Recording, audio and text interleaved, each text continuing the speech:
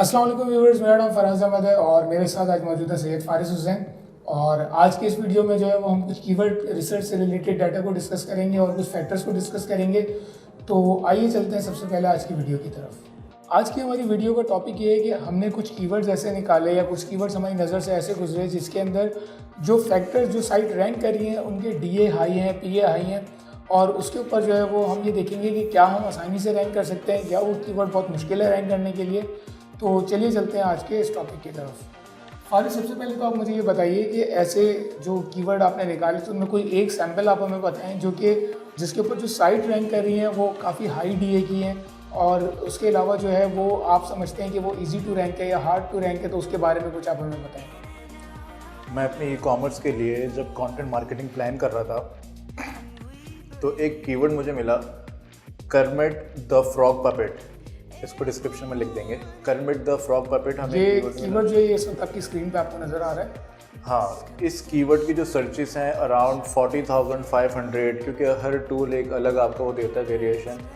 कहीं पे आपको मिलेगा कि 60,000 है, कहीं पे 40,500 है। अच्छा, कौन कौन से फैक्टर्स हैं जिसकी बेसिस पे आप ये डिसाइड करेंगे कि वो कीवर्ड इजी टू रैंक है या हार्ड टू रैंक है, और जो कीवर्ड आपने निकाले वो किस कैटेगरी में फॉल करते हैं, तो इसके बारे में आप हमें कुछ बताएं। देखिए, सबसे पहले कीवर्ड की इंटेंट आप छोड़ते हैं, क्योंकि यूज़र जो देखेंगे वो तो चैंपियंस बैठे हुए वो कहेंगे कि इसका इंटेंट बायर है या नहीं है। हम वो भी डिस्कस नहीं कर रहे, क्योंकि कंटेंट मार्केटिंग में हम ये इंटेंट छोड़ देते हैं। कंटेंट मार्केटिंग बेसिकली एक फनल होता है, अवेयरनेस से लेके नीचे तक आप उसको लेके आते हो परचेस करवाने तक। कीवर्ड के जो फैक्टर्स होते हैं वो आप क्या करते हो कि आप जो टॉप 10 या टॉप 20 वेबसाइट्स होती हैं उनको जाके आप चेक करते हो। All in title, URL and description में अगर वो कीवर्ड आ रहा है नहीं आ रहा, ये एक फैक्टर हो गया। जो वेबसाइट्स रैंक हो रही हैं उन वेबसाइट्स पे एवरेज कंटेंट कितना है, कितनी लेंथ का वो कंटेंट उन्होंने लिखा हुआ है अपनी वेबसाइट्स में। वहाँ से आप एक आइडिया लेते हो, एक एक्सेल की शीट बना लेते हो कि all in title, URL, description कितनी साइट्स में है, कितनी साइट्स में नहीं है, कंटेंट की लेंथ क्या है, DA, PA, CF, TF क्या है। और जो मेन चीज़ है रैंकिंग के लिए, जो बैकलिंक्स होते हैं, आप टॉप 10 या टॉप 20 वेबसाइट्स के बैकलिंक एनालाइज करेंगे। जो स्पेसिफिक पेज रैंक हुआ है उसके बैकलिंक्स कितने बने हुए हैं। ये सारी चीज़ें करने के बाद आप ऑन पेज SEO देखते हो कि उसमें मेटा टैग्स क्या है, इंटरनल लिंकिंग कितनी हुई है, एक्सटर्नल वेबसाइट्स को लिंक किया हुआ या नहीं, ब्लॉग डाल के अगर किसी ने लिंक किया हुआ या नहीं। ये सारे फैक्टर आप कंबाइन करते हो, उसकी बेसिस पे आप ये निकालते हो कि ये कीवर्ड ईजी है या हार्ड है। अच्छा, आपने इसमें कहा कि बैकलिंक्स एनालाइज करें, तो एनालाइज करने के क्या फैक्टर्स होते हैं? जब हम एनालिसिस करने जा रहे हैं तो उसके फैक्टर्स आप कुछ हमें बताएं कि कौन से फैक्टर्स हैं जिनकी बेसिस के ऊपर हम ये बैकलिंक को एनालाइज करेंगे। देखिए, सबसे पहले तो बैकलिंक को ये समझ लें कि एक कोट है हमारी फील्ड में, जो बैकलिंक एक्वायर करना आपके लिए हार्डेस्ट है। हार्डेस्ट टू एक्वायर बैकलिंक जो होता है वो मोस्ट पावरफुल बैकलिंक होता है, पहली चीज़। दूसरी चीज़, अगर आप टॉप 10 साइट्स के बैकलिंक एनालाइज कर रहे हैं रिपोर्ट्स निकाल के, उसमें आप देख रहे हैं किसी वेबसाइट के 100 बैकलिंक्स हैं, किसी के 10 बैकलिंक्स हैं, किसी का 1 बैकलिंक है, तो उसमें आप ये देखते हो कि वो बैकलिंक किस टाइप की बैकलिंक है, किस प्लेटफॉर्म की बैकलिंक है, उसमें से मोस्ट स्ट्रॉन्गेस्ट बैकलिंक कौन सा है। क्योंकि अगर उस पर सिर्फ सोशल बुक मार्किंग हुई हुई है, सिर्फ प्रोफाइल बैकलिंक है, तो वो स्ट्रॉन्ग नहीं होगा। एक बैकलिंक बेहतर होता है 1000 बैकलिंक से। तो वहाँ से आप एक आइडिया लेते हो कि कौन सा बैकलिंक स्ट्रॉन्ग है, किस वेबसाइट ने किस लेवल का काम किया हुआ है। अच्छा फारिस, आप हमें कुछ बेस्ट टूल्स बताएं जो हमें कीवर्ड रिसर्च में हमारी हेल्प कर सकते हैं। देखिए, कीवर्ड रिसर्च के लिए सबसे पहले जो है, जो गूगल एड्स का जो कीवर्ड प्लानर है वो हम देखते हैं, ठीक है। हमारा काम आसान करने के लिए जो टूल प्रोवाइडर्स हैं उन्होंने जो अपने सिस्टम्स बनाए हुए हैं उसकी तरफ अगर हम जाएं तो एरफ, SEMrush, keywordtool.io, कीवर्ड रिवीलर मेरे जो मोस्ट फेवरेट हैं। मैं एरफ से चेक करता हूँ कोई भी कीवर्ड जो उसका एनालाइज करना होता है, और KW फाइंडर ये मैं यूज़ करता हूँ। लेकिन अगर यूज़र के लिए उनको जो इजीली अवेलेबल हो, एक्सेसिबल हो, जो उनके बजट में आ जाए। लेकिन वैसे अगर देखा जाए कि जब जिस ज़माने से हमने काम शुरू किया, जब ये टूल प्रोवाइडर नहीं, तो हमारा जो बेसिक तरीका होता था वो एक टर्म गोरे यूज़ करते हैं कि जो हमारी आइज़ हैं वो सबसे अच्छा टूल है। तो टूल देखिए, कोई टूल आपको कुछ बताएगा, कोई टूल आपको कुछ बताएगा। जो बेस्ट तरीका ये होता है कि आप टूल से चेक करें अपने आप को मुतमईन करने के लिए, अपना काम आसान करने के लिए। लेकिन कीवर्ड की सर्चेस आप निकालें कीवर्ड प्लानर से, उसके बाद आप जाकर उसको मैन्युअली रिव्यू करें। अच्छा, इसमें एक चीज़ बताइएगा कि कुछ कीवर्ड टूल किसी कीवर्ड को जो है वो हाई टू रैंक बताते हैं, डिफिकल्ट टू रैंक बताते हैं, कुछ किसी कीवर्ड को इजी, वही सेम कीवर्ड अगर हम दूसरे में डालते हैं तो वो इजी टू रैंक। तो ये हम किस तरह डिसाइड करेंगे कि ये वाकई इजी टू रैंक है या हार्ड टू रैंक है? तो ये डिसीजन हम मुख्तलिफ टूल्स में जब हम डालेंगे तो वो अलग अलग रिजल्ट दे रहे होंगे। तो उसके लिए हम कौन से टूल पे, या तो आप ये कह लें कि भरोसा कर सकते हैं, या कौन से फैक्टर्स हैं जिनकी बेसिस पे हम डिसाइड करें कि ये टूल जो है ये हमें सही बता रहा है और ये वाला गलत बता रहा है? देखें, जो एक्सपीरियंस्ड एसईओ होता है, ठीक है, वो कीवर्ड टूल्स जो होते हैं, ये जो दूसरे टूल्स होते हैं, वहाँ से आप सिर्फ आइडिया लेते हो, आप उन पे रिलाई नहीं कर रहे होते कि इस टूल ने मुझे ये कह दिया तो वो चीज़ ये है या मुझे उस चीज़ को फॉलो करना है। आप वहाँ से सिर्फ एक आइडिया लेते हो और कुछ भी नहीं। अगर हम कर्मिट द फ्रॉग पपेट इस कीवर्ड की बात करें, SEMrush इसको कहता है कि ये हार्डेस्ट टू रैंक कीवर्ड है, आप इसको रैंक नहीं कर सकते। अगर आप एरफ के पास जाएंगे तो एरफ उस कीवर्ड को कहता है कि ये इसकी डिफ़िकल्टी है 0, ये ईजीएस्ट टू रैंक कीवर्ड है, इससे ज़्यादा ईजी टू रैंक कीवर्ड इजाद ही नहीं हुआ। अब जो अलग अलग टूल प्रोवाइडर्स हैं, ये लोग अपने अपने अलग अलग फैक्टर्स की बेस पे आपको कीवर्ड का आइडिया दे रहे होते हैं। SEMrush क्या करता है कि वो रूट डोमेन्स को लेके आता है कि वो रूट डोमेन की पावर पे कह देता है कि ये कीवर्ड आप रैंक नहीं कर सकते।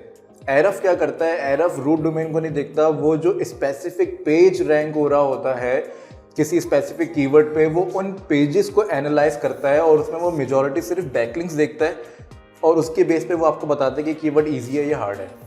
अच्छा, इसमें यहाँ पे फिर यूज़र्स के लिए एक और सवाल आता है कि अगर फर्ज करें जो SEMrush ये बता रहा है कि रूट डोमेन की पावर कितनी है, तो रूट डोमेन की पावर भी तो कंसिडर होती है जब हम DAP एनालाइज करते हैं, तो हम रूट डोमेन की पावर को भी तो देखते हैं। तो फिर इस केस में आप Ahrefs के जो रिजल्ट्स हैं उन पे ज़्यादा ट्रस्ट क्यों कर रहे हैं? देखिए, एरफ के रिजल्ट से मैं ट्रस्ट क्यों करता हूँ कि अगर कर्मिट द फ्रॉग पपेट, अगर ये कीवर्ड पे जो साइट्स रैंक हो रही हैं, ठीक है, जो साइट्स रैंक हो रही हैं वो अपनी डोमेन अथॉरिटी की वजह से रैंक हो रही हैं, डोमेन की पावर की वजह से रैंक हो रही हैं। अगर आपका डोमेन पावरफुल है तो आप कुछ भी डालोगे रैंक हो जाएगा। इस कीवर्ड पे एज सच लोगों ने काम नहीं किया हुआ, तो जब काम ही नहीं हुआ हुआ तो अमेज़ॉन पे ये प्रोडक्ट मौजूद है, eBay पे, AliExpress पे, Pinterest पे किसी ने डाल दिया तो वो पेजेस रैंक हो गए। मैं इसको ईजी कंसिडर इस वजह से करता हूँ कि जब मैं इस कीवर्ड पे काम करूँगा तो ऑब्वियसली मैं उसकी प्रॉपर ऑन पेज SEO करूँगा, उस पेज के बैकलिंक्स क्रिएट करूँगा। मतलब अब ऐसा भी नहीं है कि आप उसको बिल्कुल डालोगे रैंक हो जाएगा। हाँ, अगर आपको डोमेन इतना पावरफुल है तो वो बिल्कुल रैंक हो जाएगा। अगर डोमेन पावरफुल नहीं है तो उस कीवर्ड को डाल के आप उस पर काम तो ज़ाहिर करोगे, तो हम वो वाले फैक्टर्स की बेस पे रैंक करेंगे। अब टॉप 10 रिजल्ट्स को जब मैंने एनालाइज किया तो किसी ने भी कंटेंट नहीं डाला हुआ। हम कंटेंट डालेंगे, हम रिव्यूज़ डालेंगे, उसमें कंटेंट आ रहा है, हम ब्लॉग पोस्ट डालेंगे, वहाँ से इंटरनल लिंकिंग करेंगे तो वहाँ से हमें जूस फ्लो हो रहा है, इंटरनल लिंकिंग से जो हमें पावर मिल रही है वो एक अलग है। फिर हम बैकलिंक्स क्रिएट कर रहे हैं, ऑल इन टाइटल, यू वाले डिस्क्रिप्शन, ये वाले फैक्टर हम लेके आ रहे हैं। तो on page SEO plus of page SEO जब हम स्पेसिफिक पेज की करेंगे तो वो जाहिर है उस चीज़ पर रैंक करेगा, क्योंकि वहाँ पे सिर्फ डोमेन की पावर पे रैंक हुआ हुआ है, किसी ने उन पेजेस पे काम नहीं किया हुआ।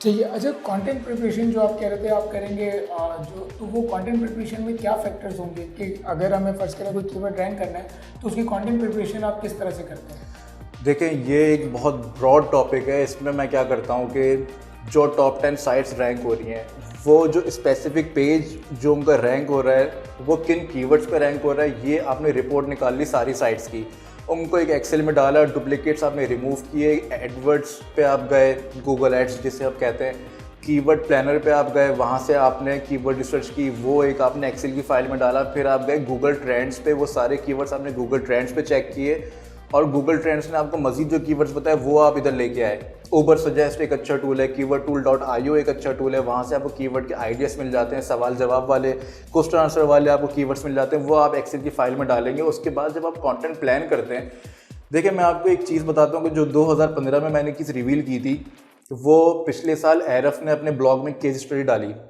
ये प्रैक्टिस मैं सालों से फॉलो करता आ रहा हूँ। प्रैक्टिस क्या है, अगर आपके पास फ़र्ज़ करें 100 कीवर्ड्स का सेट आपका बना है, आपको वो एक कंटेंट में टारगेट करना है, तो अब लोग क्या करते हैं कि वो पूरा कीवर्ड टारगेट करेंगे विद इन कॉन्टेंट, तो वो उस कीवर्ड को पूरा मेंशन करेंगे। अब इस तरह आप सारे कीवर्ड्स मेंशन नहीं कर सकते। इसका तरीका क्या होता है, जैसे हम कोई कीवर्ड की एग्जांपल लें, how to get rid of acne. अब how to get rid of acne एक कीवर्ड हो गया, how to get rid of acne fast, naturally, overnight. अब ये 4 कीवर्ड्स हो गए। तो इसमें हम क्या करेंगे, अगर हमने इसमें how to get rid of acne overnight, ये अगर हमने कीवर्ड मेंशन कर दिए विद इन कंटेंट। तो how to get rid of acne overnight जो था वो आपको दोबारा लिखने की ज़रूरत नहीं है। क्यों? ओवरनाइट का जो वर्ड था वो आपने वहाँ पे लगा लिया कीवर्ड के साथ, और जो बाकी का जो वो how to get rid of acne वाला जो फ्रेज बन रहा था वो तो ऑलरेडी मेंशन है आर्टिकल में। तो मैं इसको क्या करता हूँ, जो नंबर ऑफ सेट्स मेरे पास होता है कीवर्ड्स का, उसमें से जो चीज़ें मेंशन हो गई वो आपने रिमूव कर दिए। अब जो सिंगल आपके वर्ड्स बचे उसको आप कंटेंट में इंजेक्ट करो। इस तरह आपका कंटेंट नेचुरल कंटेंट बनता है, एसईओ ऑप्टिमाइज कंटेंट नहीं होता, ठीक है। जब वो नेचुरल कंटेंट बन जाता है फिर आप कीवर्ड डेंसिटी से इतना खेलते हो कि वो उसके हिसाब से एक नेचुरल कंटेंट होता है। फिर उसकी जो बैकलिंकिंग आप करते हो उसकी बेस पे वो कंटेंट का जो पूरा एक कीवर्ड क्लस्टर होता है वो जनरेट होता है और आपका कंटेंट हज़ारों कीवर्ड्स पर रैंक हो जाता है। अच्छा, इसके अंदर तो ये है कि कीवर्ड डेंसिटी की भी आपने बात की, तो आपका जो कंटेंट होता है जिसको आप कहते हो कि वो रैंक करता है, जैसे आपने कुछ साइट्स हमने देखी कि आप बहुत जल्दी रैंक किया उन्होंने और बहुत लॉन्ग टर्म तक के वो रैंक पे रहीं, तो उनके लिए जो आप डेंसिटी है उसको क्या रिकमेंड करते हो कि कीवर्ड डेंसिटी कितनी होनी चाहिए कंटेंट की?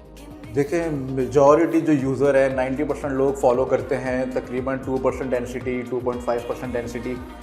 मैं आपको एक चीज़ बताता हूँ कि बहुत पहले से मैं एक प्रैक्टिस फॉलो करते आ रहा हूँ, मैं कीवर्ड डेंसिटी पे काम नहीं करता। उसका रीज़न ये है क्योंकि हाँ, अब ये चीज़ें आजकल आनी शुरू हो गई हैं। अगर आप एरफ पे देखें, उनके ब्लॉग पोस्ट पे, उनकी वीडियोस पे वो आपको ये चीज़ें बता रहे होते हैं, लेकिन ये चीज़ें हम पहले से प्रैक्टिस फॉलो करते आए हैं। जो हमने अपनी वर्कशॉप जो 2015 में की थी उसमें भी हमने रिवील किया, जब आप कीवर्ड डेंसिटी हाई आपकी होती है तो बेसिकली वो कंटेंट जो होता है वो एक एसईओ ऑप्टिमाइज कंटेंट कहलाता है, पहली चीज़। दूसरी चीज़, आप गूगल को ये बता रहे होते हो इनडायरेक्टली कि हम इस कीवर्ड पे काम करने जा रहे हैं, तभी हमने इसकी डेंसिटी इतनी रखी हुई है।